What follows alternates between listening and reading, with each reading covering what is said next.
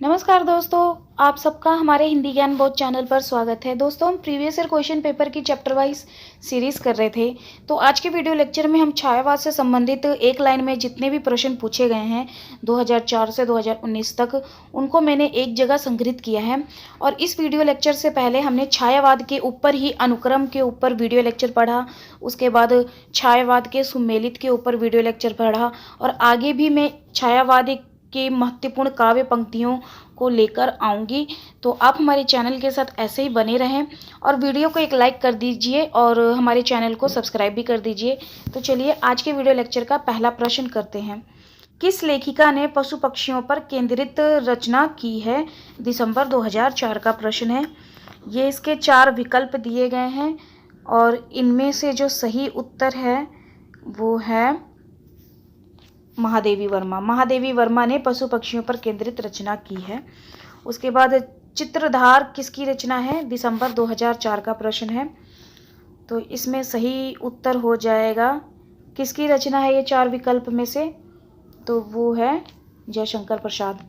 आप वीडियो को पॉज करके मॉक टेस्ट भी लगा सकते हैं और अपनी तैयारी को परख सकते हैं कि कितनी आपकी तैयारी हो चुकी है।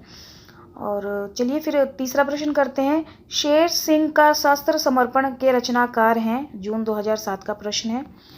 तो इसमें सही उत्तर हो जाएगा जयशंकर प्रसाद। प्रसादकृत परले की छाया की विषय वस्तु के केंद्र में है? दिसंबर 2007 का प्रश्न है। तो इसका जो सही उत्तर हो जाएगा, प्रसादकृत परले की छाया का विषय वस्तु है रानी कमलावती का पश्चाताप। अगला प्रश्न, जूही की कली कविता के कवि हैं? दिसंबर 2009 का प्रश्न है। तो इसका सही उत्तर हो जाएगा निराला।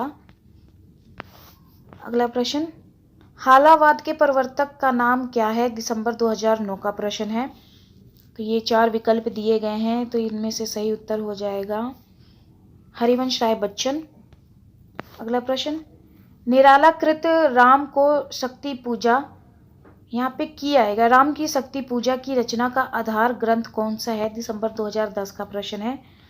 तो सही उत्तर हो जाएगा कृतिवास रामायण। अगला प्रश्न, इनमें से कौन सा महाकाव्य नहीं है? दिसंबर 2010 का प्रश्न है। तो इनमें से कौन नहीं है महाकाव्य? तो वो महाप्रस्थान। अगला प्रश्न, छायावाद को स्थूल के प्रति सूक्ष्म का विद्रोह किसने कहा है? जून 2012 का प्रश्न है। तो ये किसने कहा है? डॉक्टर नागेंद्र ने।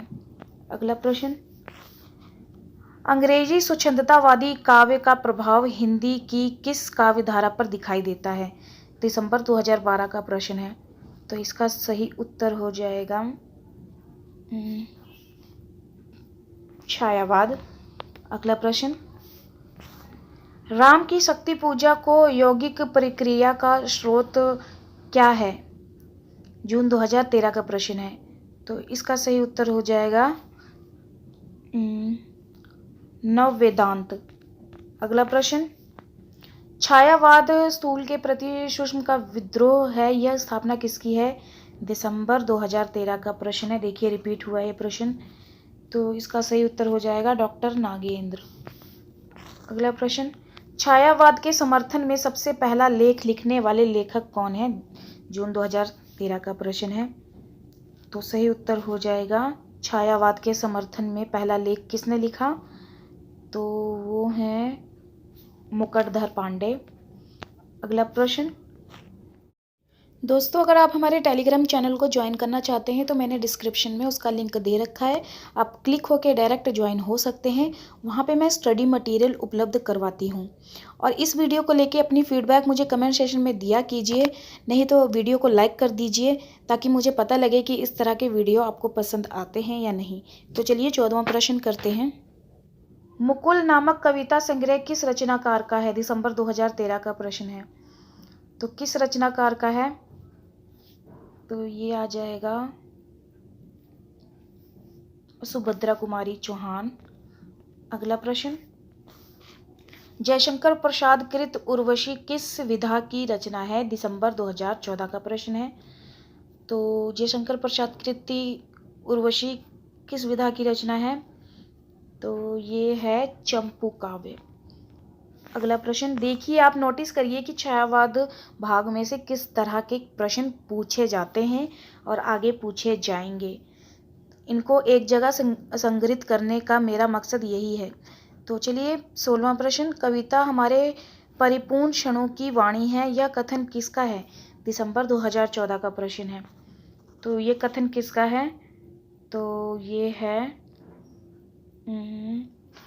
सुमित्रा नंदन पंत का। अगला प्रश्न, गीत गूंज किस कवि की रचना है। दिसंबर 2014 का प्रश्न है। तो किस कवि की रचना है गीत गूंज, तो ये है सूर्यकांत त्रिपाठी निराला। अगला प्रश्न, निम्नलिखित में से कौन सा काव्य संग्रह महादेवी वर्मा का नहीं है। देखिए यहाँ पे पूछा है नहीं है, तो इसको आपने ध्यान रखना है। तो ये 4 विकल्प दिए गए हैं, दिसंबर 2016 का प्रश्न है। तो कौन सा नहीं है इसमें से, तो ये गीतिका। देखिए कितना कंफ्यूजिंग वाला ऑप्शन दिया हुआ है। तो अगर आपको महादेवी वर्मा के सारे काव्य संग्रह याद होंगे तो आप आसानी से इसको लगा सकते हैं। 19वां प्रश्न, निम्नलिखित में से आग और राग का कवि किसे कहा जाता है। नवंबर 2017 का प्रश्न है। तो किसे कहा जाता है आग और राग का कवि। ये 4 विकल्प दिए हैं, इनमें से जो सही उत्तर हो जाएगा वो है दिनकर। अगला प्रश्न, निम्नलिखित में से कौन सी रचना सुमित्रा नंदन पंत की नहीं है। फिर यहाँ पे देखिए पूछा नहीं है। ये चीज़ आप ध्यान रखिए, हमेशा एग्ज़ाम में इसी तरह के प्रश्न ज़्यादातर पूछे जाते हैं। नहीं है, रचना तो है, वो अलग से पहले पूछा जाता था, पर अब जो एनटीए प्रश्न कंडक्ट कर रही है, जो यहाँ पे सेट कर रही है, वो इस तरह के प्रश्न ज़्यादा पूछ रही है कि किसने नहीं किया। तो ये 20वां प्रश्न है, इसमें जो सही उत्तर हो जाएगा सुमित्रा नंदन पंत की जो कौन सी रचना नहीं है, तो वो हो जाएगा गीत गूंज, ये नहीं है।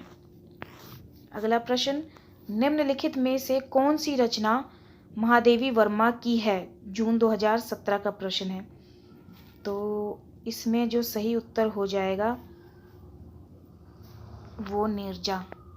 अगला प्रश्न, कविता तो कवि की आत्मा का आलोक है, उसके हृदय का रस है, जो बाहर की वस्तु का आलंबन लेकर फूट पड़ती है, यह कथन किसका है। जून 2017 का प्रश्न है। ये 4 विकल्प दिए गए हैं, सही उत्तर हो जाएगा सी, रामधारी सिंह दिनकर। अगला प्रश्न, पंत को उनकी किस रचना के लिए भारतीय ज्ञानपीठ का पुरस्कार मिला। दिसंबर 2018 का प्रश्न है। तो सही उत्तर हो जाएगा पंत को किस रचना का ज्ञानपीठ का पुरस्कार मिला। तो सही उत्तर हो जाएगा, ये 4 विकल्प दिए हैं, किसको मिला था, तो ये चिदंबरा को मिला था। अगला प्रश्न, निराला जी पर बंग भाषा की काव्य शैली का प्रभाव समास में गुंभित पद वल्लरी क्रियापद के लोभ आदि में स्पष्ट झलकता है। लाक्षणिक विलक्षणता लाने की प्रवृत्ति इसमें इतनी नहीं पाई जाती जितनी प्रसाद में और पंत में है। उपर्युक्त कथन किसका है। जून 2019 का प्रश्न है। ये 4 विकल्प दिए हैं, तो सही उत्तर हो जाएगा रामचंद्र शुक्ल जी का। अगला प्रश्न, रामचंद्र शुक्ल ने रहस्यवाद के मूल अर्थ में किस छायावादी कवि को सर्वाधिक प्रमुख माना है। जून 2019 का प्रश्न है। तो किसे माना है, तो ये माना है रहस्यवाद के मूल अर्थ में किसे छायावादी का सर्वाधिक प्रमुख माना है, तो ये महादेवी वर्मा जी को। अगला प्रश्न, राम की शक्ति पूजा की रचना कब हुई। जून 2019 का प्रश्न है। तो देखिए छायावाद के जो स्तंभ कवि हैं उनकी सारी रचनाएं आपको याद होनी चाहिए, क्योंकि ये पूछी जाती हैं अलग अलग से एक एक लाइन के अंदर, जो जिस तरह से अभी ये पूछा गया जून 2019 में। तो राम की शक्ति पूजा की रचना कब हुई है, तो ये 1936 में हुई है। अगला प्रश्न, मैं नीर भरी दुख की बदली महादेवी वर्मा का उपयुक्त गीत उनके किस काव्य संग्रह से संबंध है? जून 2019 का प्रश्न है। तो किस काव्य संग्रह से संबंध है? तो ये है सांध्या गीत। मैं नीर भरी दुख की बदली, सांध्या गीत से ली गई ये पंक्ति है। तो ये था आज का वीडियो लेक्चर। उम्मीद करती हूँ आप सभी को पसंद आया होगा। और आप नोटिस करिएगा किस तरह से छायावाद भाग में से प्रश्न पूछे जाते हैं।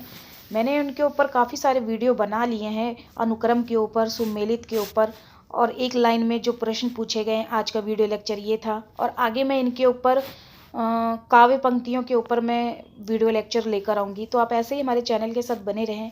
तो चलिए फिर मिलते हैं एक नई वीडियो के साथ। धन्यवाद।